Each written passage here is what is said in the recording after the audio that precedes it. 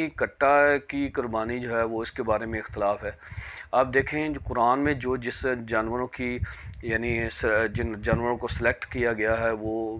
یہ ان کو چھوڑ کے آپ کٹے کی طرف پڑ جائیں تو بہتر یہ ہے، مارکیٹ میں وہ سارا کچھ مل رہا ہے، بکرا مل رہا ہے، بکرا نہیں مل رہا، چھترا مل رہا ہے، چھترا نہیں مل رہا تو بیل وغیرہ مل رہا ہے، اس کے علاوہ اونٹ وغیرہ مل رہے ہیں۔ تو یہ جب ختم ہو جائیں تو پھر آپ اختلافی میں پڑیں، تو بہتر یہ ہے کہ آپ جو ہے وہ وہی جانور کریں جس میں اختلاف نہیں ہے۔ اس کے علاوہ آپ دیکھیں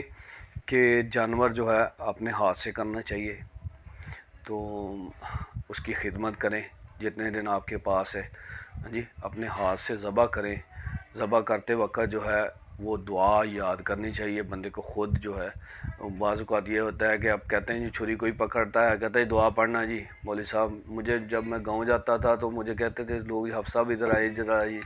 دعا پڑھیں جی، میں اپنا یار یہ ہر بندہ مسلمان ہے، اور نبی صلی اللہ علیہ وسلم خود اپنے ہاتھ سے ذبح کرتے، صحابہ اپنے ہاتھ سے ذبح کرتے تھے، دعائیں سیکھتے تھے، سکھاتے تھے، کیوں ہم یہ محسوس نہیں کرتے؟ اس لیے اس کی طرف بھی توجہ دینی چاہیے۔ قربانی کی دعا مختصر یہی ہے کہ آپ صلی اللہ علیہ وسلم مختلف احادیث میں یہ قربانی کی دعائیں آئی ہیں، جو میں آپ کے سامنے ایک مجموعہ بنا کر آپ کے سامنے پیش کر دیتا ہوں۔ انی وجہت وجیہ للذی فطر السماوات والارض حنیفا وما انا من المشرکین، ان صلاتی و نسکی و محیای و مماتی للہ رب العالمین لا شریک لہ و بذالک امرت و انا اول المسلمین۔ اب صلی اللہ علیہ وسلم یہ دعا یعنی قربانی کرتے وقت پڑھتے تھے، ساتھ فرماتے تھے بسم اللہ واللہ اکبر اللہم منکا ولاکا۔ پہلے آپ صلی اللہ علیہ وسلم یہ دعا پڑھتے تھے اللہم منکا ولاکا، اللہ تیری طرف سے ہے اور تیرے ہی لیے ہے۔ اللہم تقبل منی، اللہ تو میری طرف سے قبول کر، واہلی، میرے گھر والوں کی طرف سے، یعنی جن جن کی طرف سے وہ قربانی ہوتی ہے